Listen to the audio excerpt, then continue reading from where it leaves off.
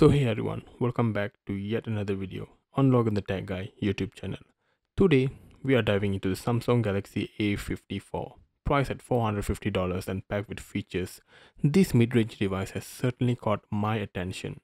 So let's jump right into the review.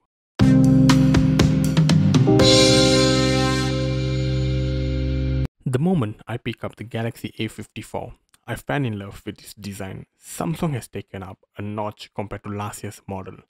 With Gorilla Glass 5 covering both the front and the back, it feels sleek and premium.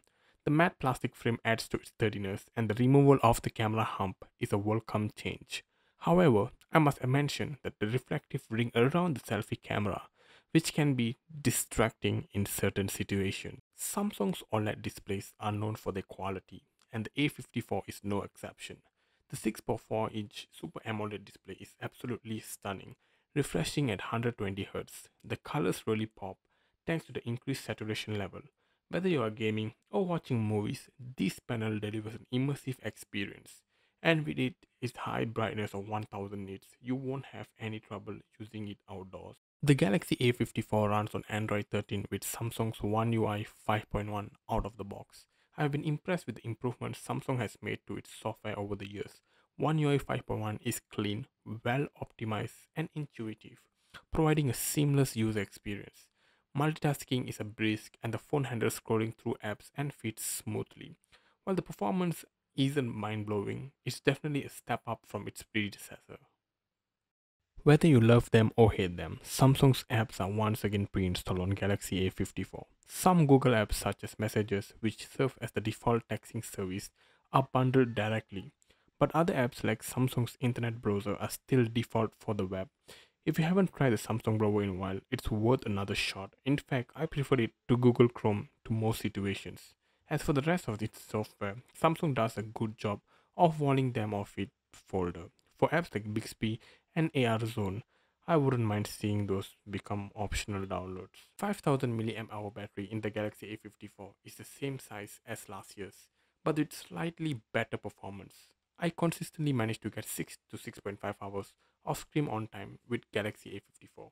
I also kept the display brightness at close to 90% and didn't do a lot to conserve power, so I was pleased that the A54 could make it through the entire day. Charging speeds are limited to 25 watts, so topping up with a hurry is an option. I was able to charge from 20% to 100% in just under 2 hours. Unfortunately, despite the swap to a glass back, wireless charging is not available on the Galaxy A50. The Samsung Galaxy A54 utilizes three rear-facing cameras, a 50 megapixel main sensor with OIS, a 12 megapixel ultra-wide, and a 5 megapixel macro lens. The 5 megapixel depth sensor from the A53 is nowhere to be found, but I wouldn't be shedding any tears as the 32 megapixel sensor on the front of the device handles selfies. Overall, I'm pleased with the camera system on the A54. Photos in good lighting are sharp with good color and deep contrast. In addition, the main sensor manages to capture intricate details in images in direct sunlight without blowing them out. Selfies from the A54 32 megapixel front camera are surprisingly crisp, and I was also happy with the performance in portrait mode for both the front and back cameras. Processing was done quickly and the edge detection was fairly accurate. If there's a weakness in the camera system on the Galaxy A54, it's the night photography. In low light, the photos are noisy. However, after few tries, you can get a fairly decent image. Just don't look too closely for detail. As expected, there's a noticeable drop off in image quality when switching between 50 megapixel main sensor and the 12 megapixel ultra wide.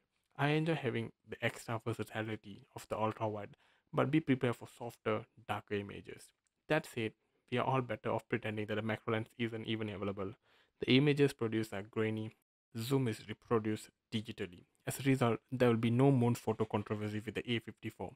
Even at the modest 5 times zooms, I couldn't tell if I were taking a picture of the moon or something I needed in the Man in Black to handle. The Galaxy A54 is capable of filming video up to 4K 30 frames per second.